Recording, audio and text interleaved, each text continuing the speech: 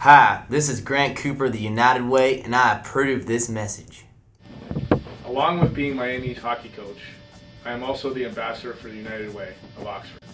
A class of students has been trying to find creative ways to raise money for the United Way by getting the local community involved. The students of Creativity and Entrepreneurship class were approached by the United Way in September and were given a challenge. Rico, current chairman of the United Way in Oxford, wanted to find new ways to get Miami students involved in the community through the United Way. Each group needed to come up with a creative way to get students involved, the end goal being to raise funds and awareness about the United Way. No two projects were going to be the same, and if every project was unique enough, hopefully every student would end up giving to the United Way multiple times without even realizing it. We wanted to get involved in the students' everyday life and not make them change their behavior.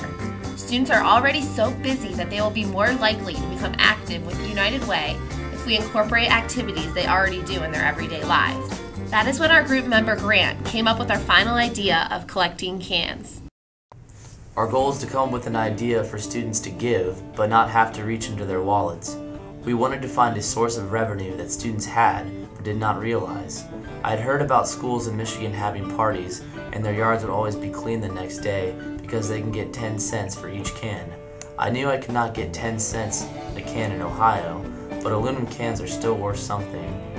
If we can trade in cans for money by asking off-campus houses to donate all of their cans, we would be able to donate the proceeds to the United Way.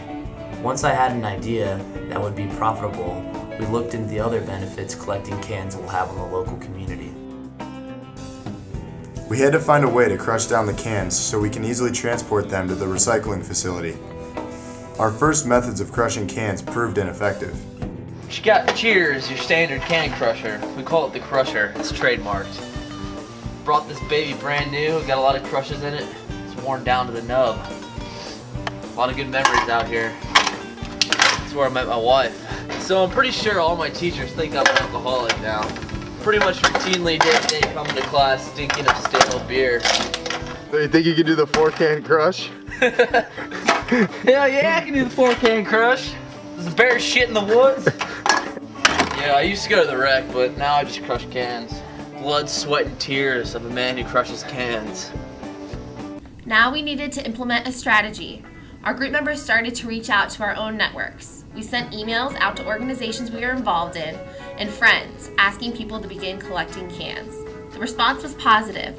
Essentially, all we wanted them to do was to give us their trash. Give us something that they were planning on throwing away anyways. Without having to sacrifice much, they are able to feel good about contributing to a cause and helping the environment. To further raise awareness, we began a can collecting blog and encouraged people who are collecting cans to write about their experience. The Rumpke Recycling Buyback Center in Northeast Dayton. It's a big day for me. I feel like I'm dropping my kid off for the first day of school. I'm really pretty excited. Dude, we've hit like the mega center. Cans from our friends and people that were in the same organizations as us seemed to be working well, but we wanted to further expand our impact. Parker set up a meeting with Coach Rico of the Miami hockey team to see how he could get involved to help us raise awareness at hockey games. We also tried to implement some ideas that were not successful. The process was not pretty and it was not easy. There was much labor involved. Picking up and crushing cans is time consuming, but it was an easy way to make a large impact. By recycling these cans, we conserve the same amount of energy that is used to burn 125 gallons of gasoline to light a 100-watt bulb for 20,376 hours, or to power a television set for 15,282 hours. It takes 95% less energy to recycle aluminum than to create it from raw material. The environmental impact of this is a reduction of CO2 emissions to 5% of what it takes to create a new aluminum can. All of this by just recycling instead of throwing away a can. More money, more problems! Off our stuff, we got $67.92. For how many pounds? 169.8 pounds of cans.